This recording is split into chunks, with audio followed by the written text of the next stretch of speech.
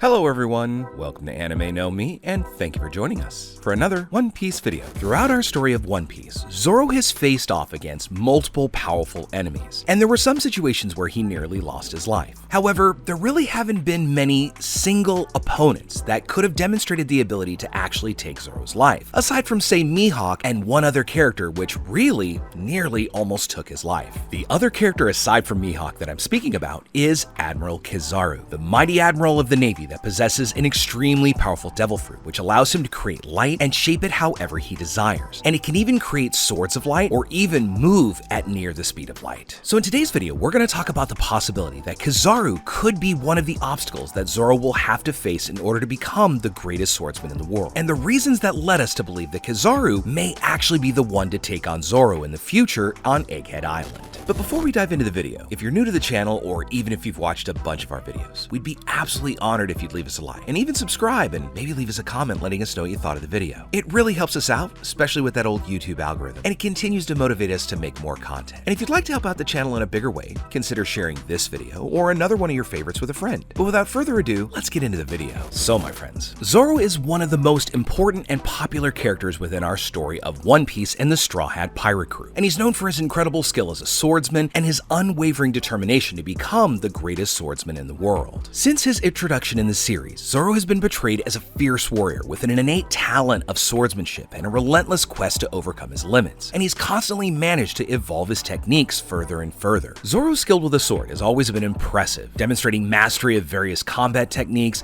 and remarkable dexterity in nearly every move. And he utilizes the Santoryu, or three sword style, which allows him to wield three blades simultaneously with mastery and precision. This special sword technique was developed by Zoro himself and allows him to execute a variety of powerful and versatile attacks, surprising his opponents and securing his reputation as one of the most skilled swordsmen in the One Piece world. Zoro's ambition to become the greatest swordsman in the world comes from a solemn promise that he made in the past with a friend who is no longer alive, but it still continues to motivate him through his memories and to this very day. So in that pursuit, Zoro has relentlessly sought out tougher challenges and taking on ever more powerful opponents to hone his skills and push his own limits, possessing an unshakable determination to achieve that goal. Zoro is further driven by a sense of honor and respect for swordsmanship as an art, and has always aimed to reach the top of the swordsman's ranks and prove his worth as a true blade master, and then acquire the title of greatest swordsman in the world. Now, throughout our history of the story, Zoro has faced epic battles with challenging encounters, and has always looked to raise his skill level, and that relentless determination and tireless work ethic are the characteristics that have been admired by his crewmates and even us fans of the One Piece story. Zoro truly is an example of dedication and discipline, and he's always willing to sacrifice himself in the name of his ultimate goal, as well as always being willing to give his life to save his companions and crewmates, especially his captain Luffy. Furthermore, Zoro is also known for his incredible stamina and ability to withstand serious injuries, and he's always building on his quest for supremacy as a swordsman. So he is a true warrior, able to overcome adversity and maintain that determination even in the most challenging of circumstances. So Zoro's quest to become the world's greatest swordsman has continued to captivate us One Piece fans, and his skill with the sword, combined with his strong and loyal personality, make him one of the most memorable and favorite characters in the whole of the One Piece story. As we fans have followed his evolution and the challenges that Zoro has faced, and his relentless pursuit is a source of inspiration and excitement for us around the world. Now, despite his great determination, Zoro won't always be able to defeat every enemy in his path, especially now that we're in this final saga where only the most powerful pirates and marines live and remain. And within this final saga, within this One Piece universe, the possibility of an epic confrontation between Zoro and Kizaru, one of the Navy admirals and user of the Pika Pika no Mi, is increasingly likely to occur. Admiral Kizaru is known for his unique ability to control light and move at the speed of light through paths of light created with his devil fruit power, trails that make him a formidable opponent for any swordsman, including Zoro. The initial impressions that Kizaru gives off is that of a swordsman of extreme dexterity and mastery, and he's even been able to fight on equal terms with people like Silver's Rayleigh, who was Roger's former right-hand man, and in the past, really did have a level of swordsmanship very similar to that former pirate king Goldie Roger. So he's considered an extremely powerful pirate in the use of not only his sword, but also his great mastery of haki. So Kizaru demonstrates not only an incredible skill in combat, because he's able to use his devil fruit to create bright and sharp swords of light, this makes him a fearsome opponent, and his sword techniques combined with this incredible speed give him significant advantages against most opponents. Just the fact that Kizaru's speed, which would allow him to move at near, if not the speed of light, is one of his greatest assets, so he can attack and dodge in a split second, and this might hamper Zoro's ability to keep up. Besides, as we all know, speed is strength, and Kizaru can use his lightning speed to power his sword attacks, making them much heavier and much more difficult for Zoro to block. So this supernatural ability creates a unique challenge for Zoro, who will have to overcome not only his opponent's dexterity, but also the overwhelming speed of his movements, making it completely difficult and a different and new situation for Zoro to defeat this powerful enemy. Adding on top of that, the nature of Kizaru's Pika Pika no Mi grants him the power to manipulate light, and this adds an additional layer of complexity to the confrontation, because he can use beams of light as projectiles and even create devastating attacks that are difficult to predict and even avoid. So as we can see, this is going to put Zoro in a challenging situation, and he's going to need to find a way to deal with Kizaru's fast and unpredictable attacks. So he's going to have to concentrate as much as possible during this battle so that he can have any chance of being able to find a weakness and thus defeat the Admiral. But overall, facing someone like Kizaru represents a significant test of Zoro's skill as a swordsman, because it's not only going to take his natural talent and mastery of sword techniques, but it's going to take the height of his cunning and adaptability and moldability to deal with an opponent operating at such overwhelming speed. However, it's still important to remember that in the One Piece universe, the strength of characters and the outcome of confrontations are influenced by multiple different factors, such as strategy, teamwork, and skill development over time. Based on this possibility, and real possibility at that Zoro could face Admiral Kizaru in the future here on Egghead Island, this creates a fascinating possibility that Zoro might be the one responsible for defeating Kizaru, enabling Zoro to achieve an even greater prominence within the One Piece universe, being even a pirate who is at a level close to, if not at, that of a Yonko. This possibility adds an exciting and challenging element to Zoro's journey, not only showing his growth as a swordsman, but his ability to take on even more powerful opponents. As Luffy's right-hand man, Zoro is portrayed as loyal, reliable,